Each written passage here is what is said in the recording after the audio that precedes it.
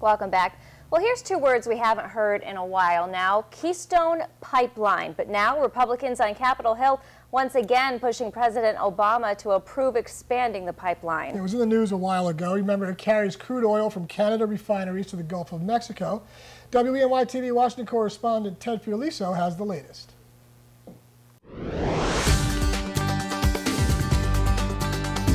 I want to see the Keystone Pipeline be approved by the administration. Ohio Republican Bob Latta speaks for many here in Washington who want the Keystone XL project completed for several reasons: jobs, an estimated 20,000 direct, 100,000 indirect, and energy self-sufficiency. We'll be able to get more energy production going into this country and make sure that we become the #1 powerhouse in the world. The project has been under review for a number of years now. It's actually one of the longest reviewed pipelines. Politico energy reporter Talia Buford says the holdup is with the State Department, which told President Obama it needed more time to review the plans.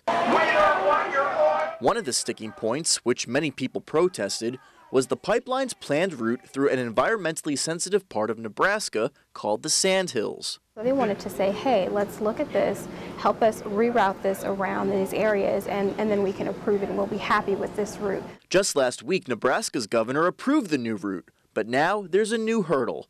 A new Secretary of State, John Kerry, just confirmed by the Senate on Tuesday. I think it will come down to how much influence he decides to wield over that process. Canada, for their part, is saying, you know what, do this pipeline or not, we're still going to tap this area, so you might as well get something out of it. And that's something Latta doesn't want to go to waste. The Canadians would end up saying, if this doesn't occur, well, Mr. President, we've decided we're going to send all that oil, not to the United States, we're going to send it to China. Part of the pipeline expansion from Oklahoma to the Gulf is already being built. Meanwhile, protesters are expected to voice their opposition to the project here in our nation's capital on President's Day. In Washington, I'm Ted Fiorliso. All right, thank you, Ted. And coming up in sports, Andy checking in from New Orleans.